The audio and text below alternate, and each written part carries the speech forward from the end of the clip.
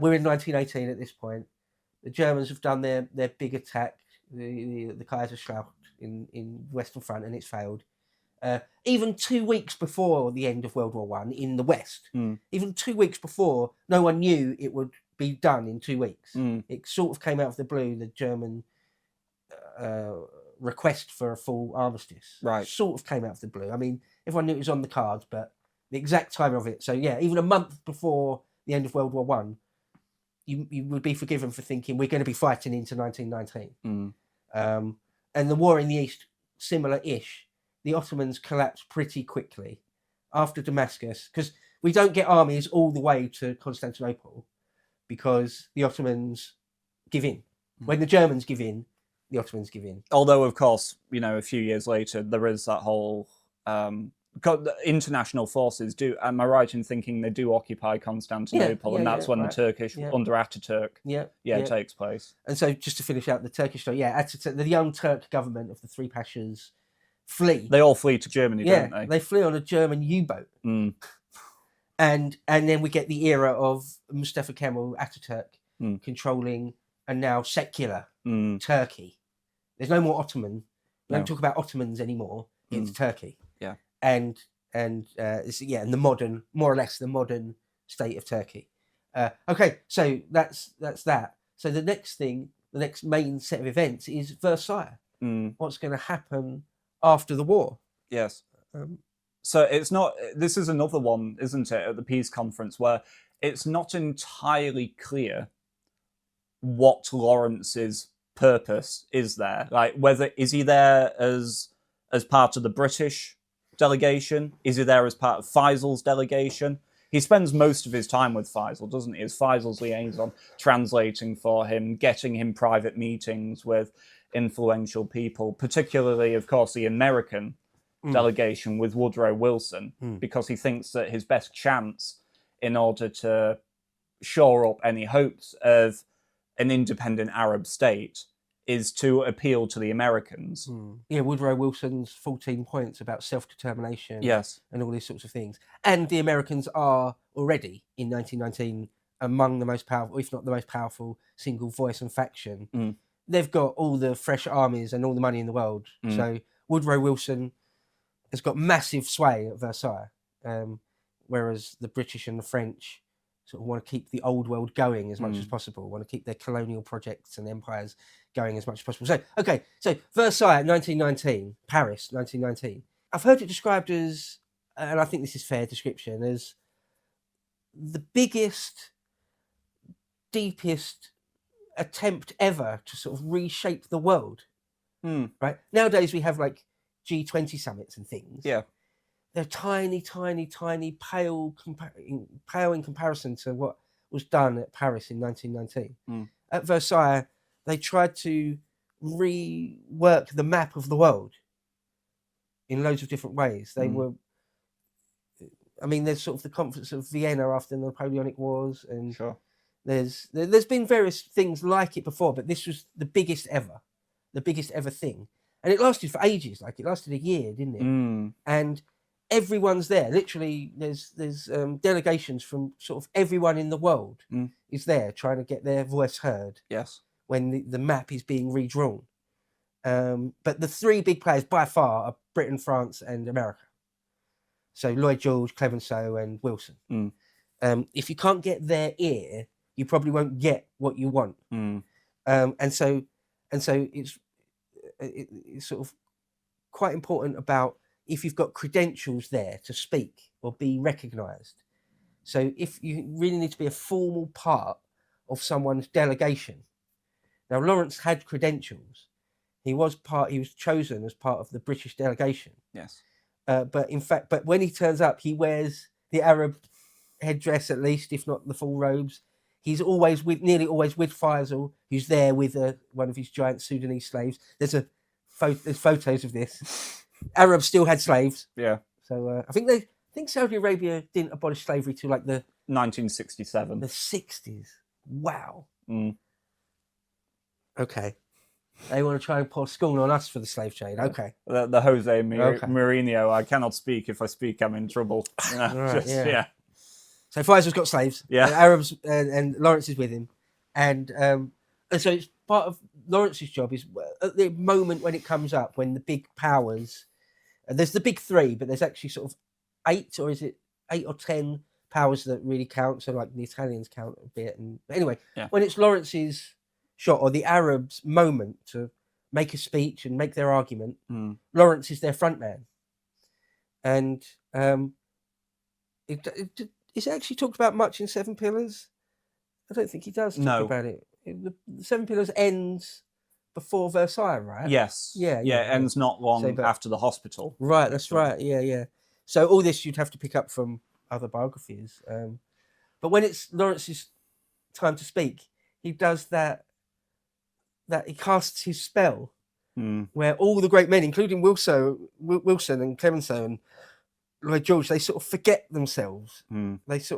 They're just sort of in his thrall, listening to his story. He's the most impressive man at the entire conference. Just everyone's talking about him to begin with. And all the papers are filled with Lawrence of Arabia at Paris and at Versailles and stuff.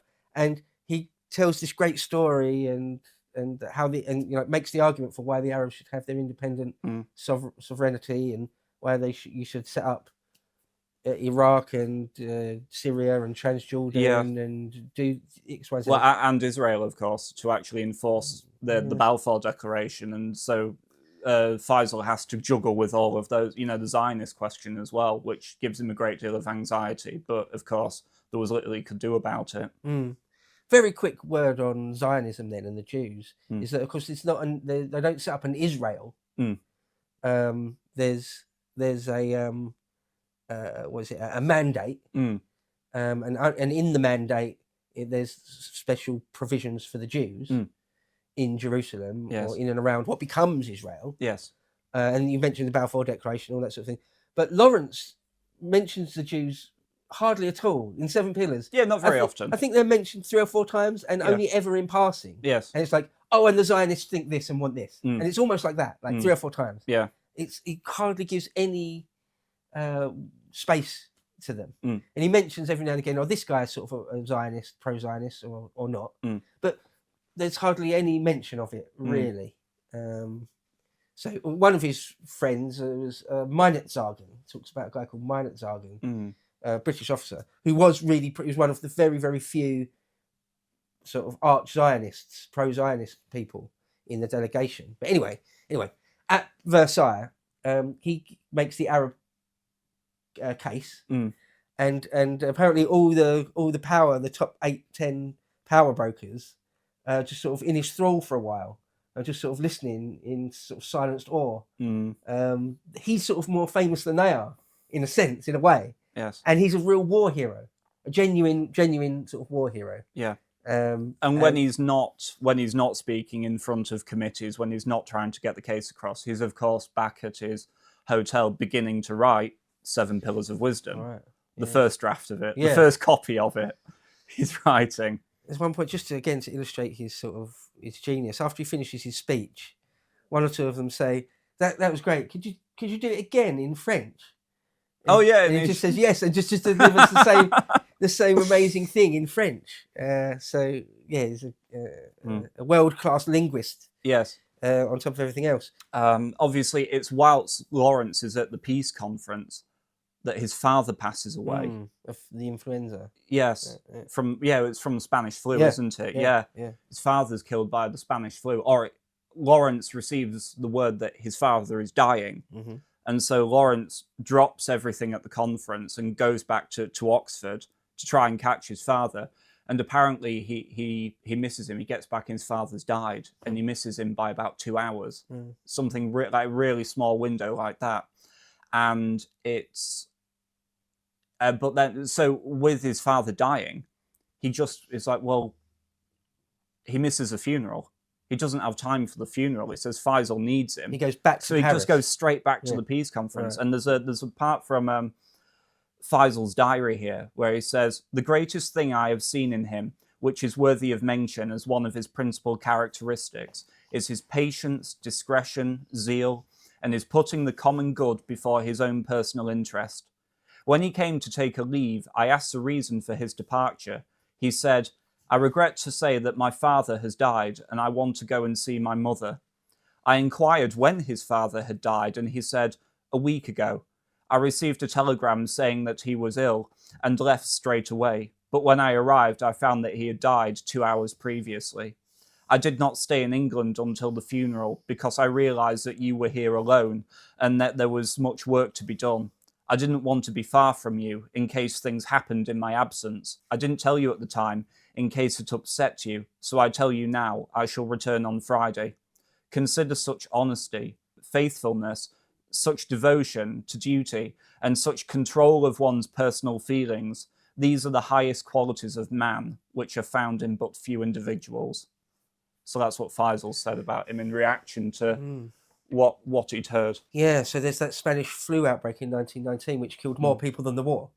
Even Sir Mark Sykes died of it. Oh, did he? Yeah. I didn't know that. Yeah. Wow, okay. But Lawrence's father dies. So, I mean, his mother, who's apparently a bit of a dragon, a bit of a battle axe, a bit of a very, very difficult woman, actually. She'd had 2 of her sons killed in it and her husband taken away in 1919. So, yeah, a harsh period for her. And so Lawrence is sort of, once again, super stoic about it. And Faisal recognises that in him. But it must have been because they were a very tight family before the war. Yeah, they were. Apparently they were an extremely close family. And I think it's in this period where Lawrence goes back to see his mother, that his mother finally speaks to him about the truth of his upbringing, his background, his father's the mystery behind his father's circumstances, and everything's cleared up for Lawrence. Right, yeah. So, but then he goes back, misses his father's death, immediately returns to France, but then about a week later, does take a good few days off to go back and visit his mother and console his mother as best as possible. If you would like to see the full version of this premium video, please head over to lotuseaters.com and subscribe to gain full access to all of our premium content.